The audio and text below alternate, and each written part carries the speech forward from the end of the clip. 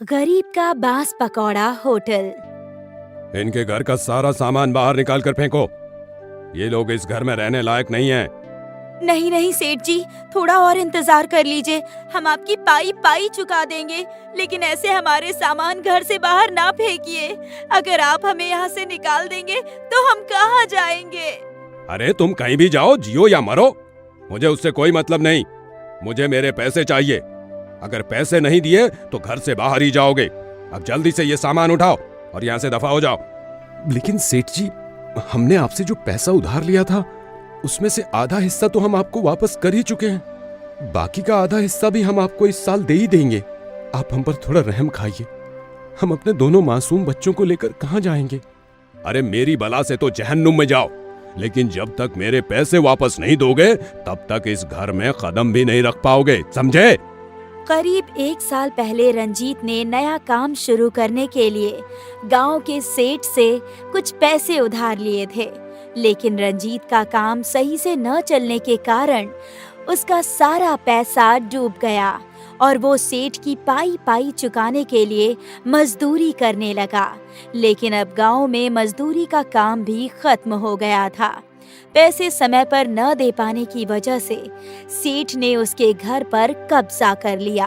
अब रंजीत अपने बीवी बच्चों और पूरे सामान के साथ दूसरे गांव चला जाता है, जहां पर उसका एक जान पहचान का दोस्त रहता था।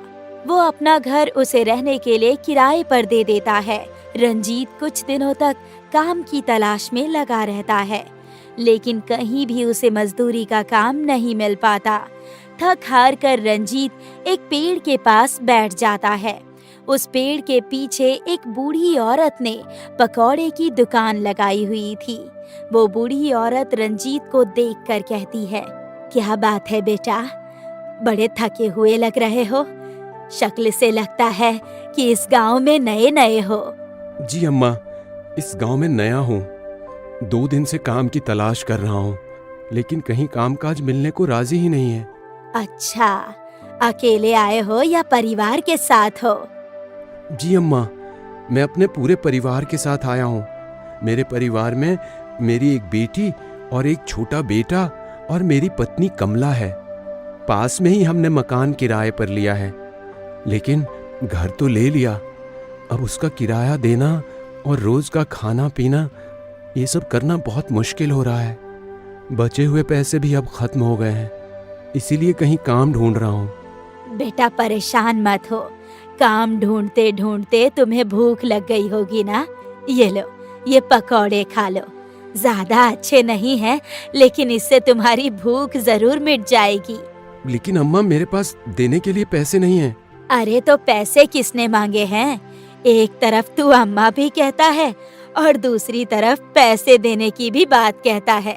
भला माँ को कोई पैसे देता है क्या? मैं तो बेकार में ही डर रहा था कि इस नए गांव में लोगों से बातचीत कर पाऊंगा या नहीं, लेकिन आपने तो मेरी सारी परेशानी दूर कर दी। वैसे ये पकौड़े किस चीज के हैं? देखने में तो बड़े अच्छे लग रहे हैं। बेटा, ये ऐसे वैसे पकौड़े नहीं हैं, बांस के पकौड़े हैं। क्या सच में बांस के पकौड़े? लेकिन बांस के पकौड़े कैसे खाए जा सकते हैं? मैंने आज तक नहीं सुना कि बांस के भी पकौड़े होते हैं।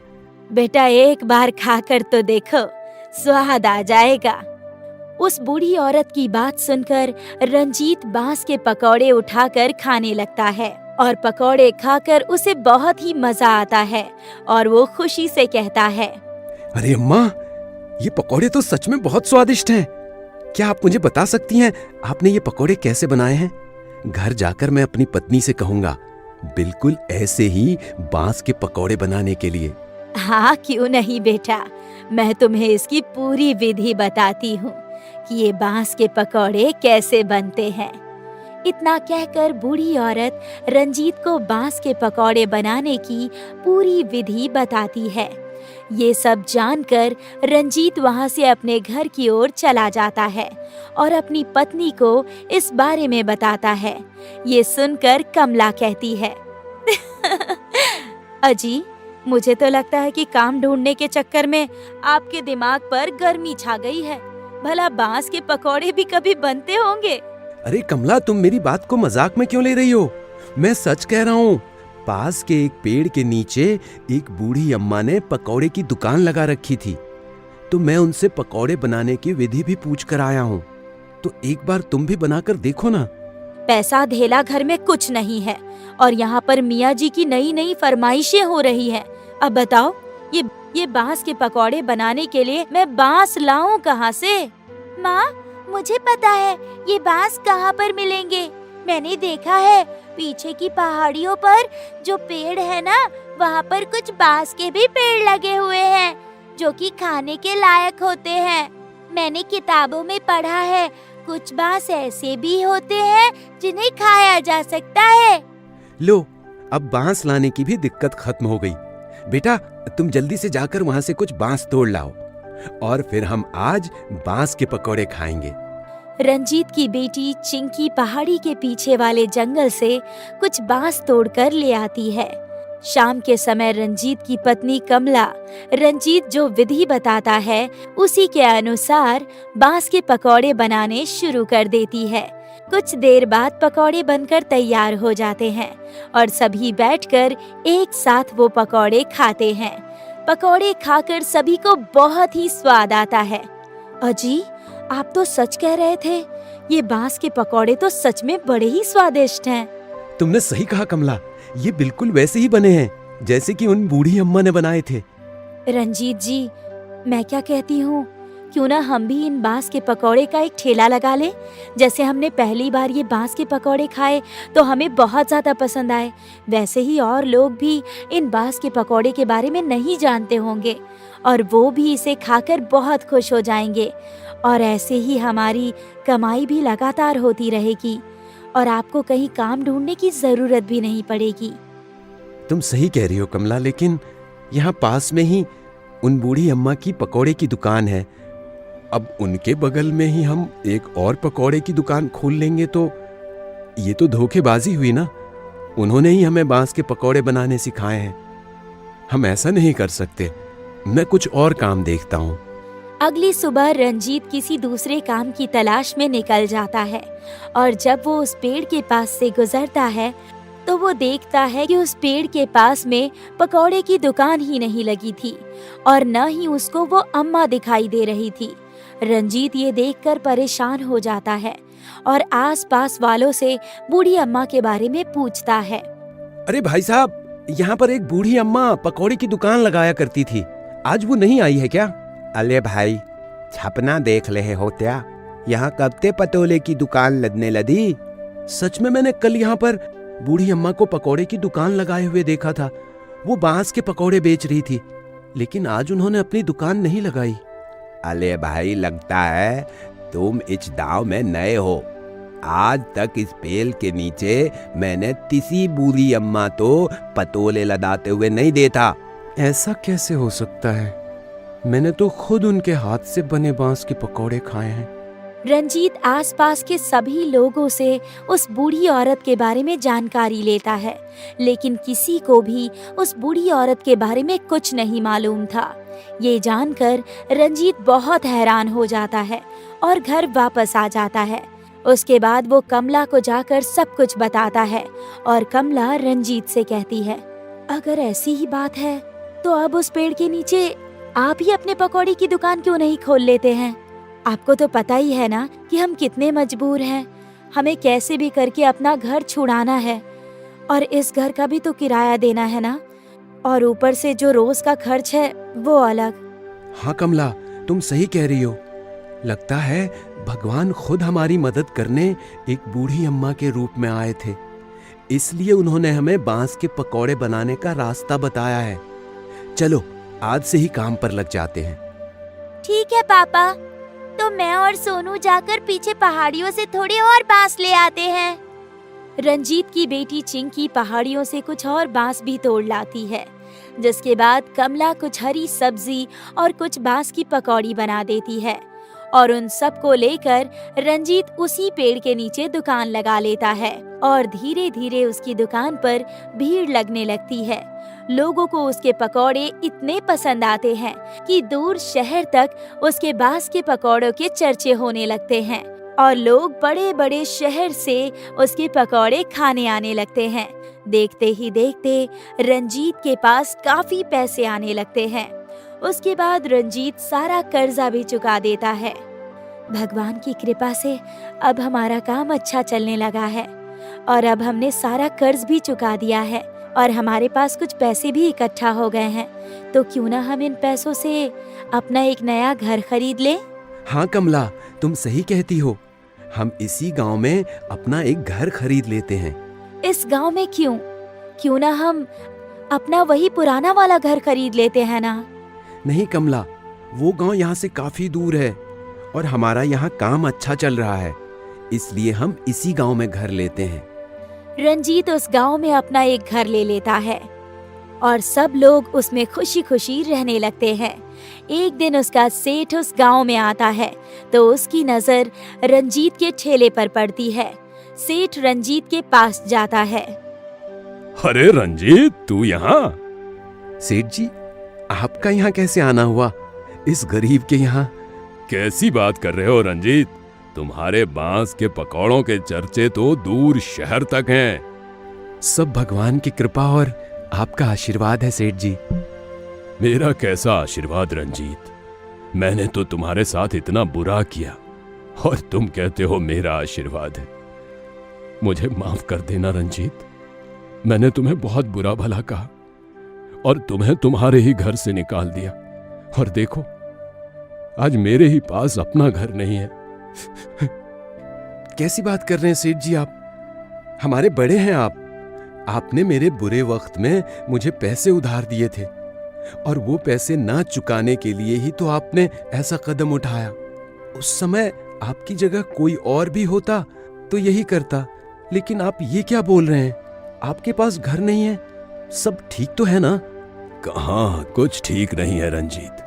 अभी पिछले महीने बारिश तेज होने की वजह से गांव में बाढ़ आ गई, जिसकी वजह से हमारा पूरा गांव डूब गया। अब हमारे पास न रहने को घर है और न खाने को कुछ खाना। ये सब बात सुनकर रंजीत सेठ जी को अपने घर ले जाता है और सेठ जी को रहने के लिए अपना ऊपर का कमरा दे देता है। सेठ जी, आज से आप यहीं रहेंगे और किसी भी चीज की जरूरत हो तो कमला को बता दीजिएगा। हाँ सेठ जी, किसी चीज की जरूरत पड़े तो मुझे बता दीजिएगा। कमला, क्या तुमने मुझे माफ कर दिया? मैंने तुम लोगों को अपने ही घर से निकाल दिया और तुम लोगों ने मुझे रहने के लिए अपना कमरा दे दिया। तुम लोग सच में बहुत दयालु हो। सेठ जी, शर्मिंदा मत होइए। वो कहते हैं ना, भगवान जो करता है अच्छे के लिए करता है। अब आप खुद ही देख लीजिए, अगर आप हमें उस दिन नहीं निकालते तो आज हम इतनी अच्छी हालात में नहीं होते। आप फिक्र मत कीजिए, भगवान आपके लिए भी अच्छा ही करेंगे। और उसके बाद सब लोग खुशी खुशी खाना खाते हैं। वसंतपुर गांव में अमीर जमींदार जय सिंह रहता था। उनके 2 बेटे थे, अमन और राहुल। अजय सिंह अमन को बहुत प्यार करते थे और हर बड़ी से बड़ी चीज अमन के एक इशारे पर आ जाती थी। फिर चाहे वो 1000 रुपए की चीज हो या फिर 10,000 रुपए की, अमन को मिल ही जाती थी। और उसी का उल्टा राहुल के साथ होता था। पिताजी, अब मुझे भी अमन भैया की तरह खिलौने चाहिए। क्या? अभी मेरे पास पैसे नहीं है। जब अमन का मन खिलौनों से भर जाएगा या टूट जाएगा तो तू ले लेना। हर चीज की तरह राहुल को कपड़े भी पुराने मिलते थे। वो कहते हैं ना, खानदान का बड़ा बेटा ही खानदान का नाम रोशन करता है। इस बात को अजय सिंह ने अपने मन में गांठ बांध ली थी, इसलिए हर चीज अपने बेटे अमन के लिए वो किया करते थे। राहुल को कभी भी बाप का प्यार मिला ही नहीं और माँ बचपन में ही स्वर्ग सिधार चुकी थी। अगली सुबह अजय सिंह के घर के बाहर गाड़ी लगी थी और अजय सिंह अमन को गले लगा रहे थे। ये देखते ही राहुल भागते हुए पिताजी के पास आ गया। पिताजी, ये क्या हो रहा है? भैया कहाँ जा रहे हैं? तेरा भैया शहर जा रहा है पढ़ाई करने। अब सीधा ग्रेजुएट होकर गांव लौटेगा। क्या सच में? फिर मैं कब जाऊंगा शहर पढ़ाई करने? तू यहीं रहेगा। मुझे भी पढ़ाई करनी है। खेत में काम कर करके हाथों में छाले आ गए हैं। मैं एक ही बेटे को पढ़ा सकता हूँ और वो अमन है। तुझे यहीं खेतों में काम करना होगा। जा, जानवरों को पानी पिला। अजय सिंह राहुल को नौकर की तरह मानता था। राहुल चुपचाप सारा काम किया करता था। अजय जी कैसे हो? बढ़िया। सुना है अमन को शहर भेजो हो पढ़ाई करने। अब छोटे राहुल कहाँ भेजोगे? विदेश? ये राहुल, ये तो गांव में भी रहने के लायक नहीं है। इस पागल राहुल के लिए यही काफी है। पिताजी, अनाज की बोरी कहाँ रखूं? मेरे सर पे रख दे। दिन बीतते गए। अजय सिंह राहुल से हर छोटे से छोटा काम करवाया करता था। कड़ी धूप में खेत जुतवाना, रात भर अनाज की बोरियां उठवाना। कुछ सालों बाद आज अमन अपना ग्रेजुएशन पूरा करके गांव आ रहा था। अजय सिंह और राहुल सब बहुत खुश थे। क्यों अजय, आज तो तेरा बेटा शहर से वापस आ रहा है। तुझे अपना वादा याद है ना? हाँ हाँ याद है। तेरी बेटी से ही मेरे बेटे की शादी होगी। कहीं तेरा बेटा ना माना तो? मेरा बड़ा बेटा है, ऐसा हो ही नहीं सकता है। अमन गांव आया, पर अपनी पत्नी मोना के साथ। शहर में ही अमन ने बिना बताए शादी कर ली थी। ये देखकर अजय सिंह गुस्से से लाल हो गए, पर अमन को कुछ भी नहीं कहा। अमन आते ही घर के अंदर चला गया अपनी पत्नी के साथ। ये हैं तेरे बेटे के संस्कार। मेरी बेटी से शादी नहीं किया ठीक है। शहर में रहता है तो शहर वाली ही लड़कियां पसंद आएगी, पर गांव आते ही अपने से बड़े बुजुर्गों के पैर तो छूने चाहिए थे। इतनी दूर से आया है, थका होगा। एक बात सच कहूं अजय, मैं खुश हूँ। मैंने अपनी बेटी की शादी अमन से नहीं की, पर तुझे वादा तो किया था तेरे बेटे से ही मेरी बेटी की शादी होगी। अब मैं अपनी बेटी लक्ष्मी की शादी राहुल से करूंगा। क्या? उस अनपढ़ से? वो तेरी बेटी को अच्छी जिंदगी नहीं दे पाएगा। वो सब मेरी बेटी देख लेगी, पर राहुल लक्ष्मी को खुशियां बहुत देगा। देख रघु, अगर तूने लक्ष्मी की शादी राहुल से की तो तेरी मेरी दोस्ती खत्म। अजय सिंह गुस्से में घर के अंदर जाता है और अमन को सोता हुआ देखता है। अमन, अमन! दिखाई नहीं देता? साहब सो रहे हैं, जाओ एक गिलास पानी लेकर आओ। ये सुनकर राहुल एक गिलास पानी लेकर आता है और अमन के मुंह पर फेंक देता है। तू पागल है क्या? दिखाई नहीं दे रहा कि अमन सो रहा है?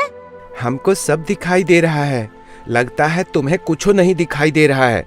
जिससे तुम पानी मांग रही हो वो पिताजी हैं, तुम्हारे ससुर। मुझे माफ कीजिएगा ससुर जी। क्या हो गया, क्यों चिल्ला रहे हो?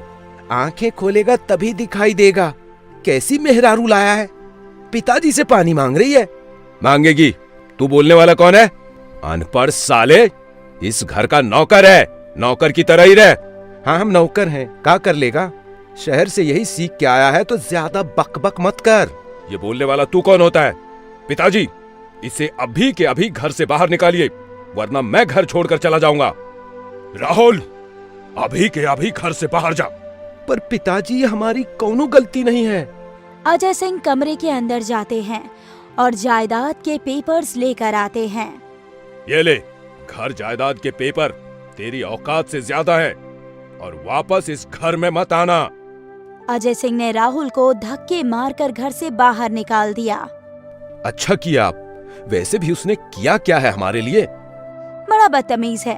अच्छा किया ससुर जी। अगली सुबह अजय सिंह अमन को कुछ पैसे बैंक में जमा करवाने के लिए देता है। अमन, ये पैसे बैंक में जमा कर देना। अमन हामी भर के फिर से सो जाता है। पूरा दिन अमन बस सोया ही रहता है। अजय सिंह घर आता है। अमन, तूने पैसे बैंक में जमा नहीं किए? वो पिताजी उठ नहीं पाया। अजय सिंह कुछ नहीं कहता है, पर अमन कुछ भी काम नहीं करता, बस खाता है और पूरा दिन सोता रहता है। ये देखकर कुछ दिन में अजय सिंह तंग आ गया। अमन, ये तेरी कौन सी नौटंकी है? पूरा दिन घर में सोया रहता है। घर आए हुए 6 महीने हो गए हैं, ना मेरे काम में हाथ बटा रहा है, ना तू कोई काम ढूंढता है। पिताजी, मैं आपके काम में हाथ नहीं बटा सकता हूँ। इतने छोटे काम मेरे लिए नहीं है। तो कोई काम भी कहाँ कर रहा है? अपने दोस्त के पास तेरे लिए बात की, वहाँ भी नहीं गया तू। जानवरों को पानी पिलाने के लिए कहा था, वो भी नहीं पिलाया। देख, तेरी वजह से मेरे जानवर मर रहे हैं। तो आप पिला दीजिए ना। पिताजी, आप भी तो पूरा पूरा दिन घूमते रहते हैं गांव में। अपने बाप को उल्टा बोलता है, शर्म नहीं आती? तुझसे लाख गुना अच्छा राहुल था, तेरी वजह से उसे घर से निकाल दिया। हाँ, तो उसी के पास जाओ ना। बचपन से लेके आज तक मैंने तुझे सिर्फ प्यार दिया है, अब मेरी नफरत देख। कल से तू गोदाम जाएगा अनाज की बोरियां रखवाने। मुझसे ये सब नहीं होगा। आप जाओ यहाँ से और मुझे सोने दो।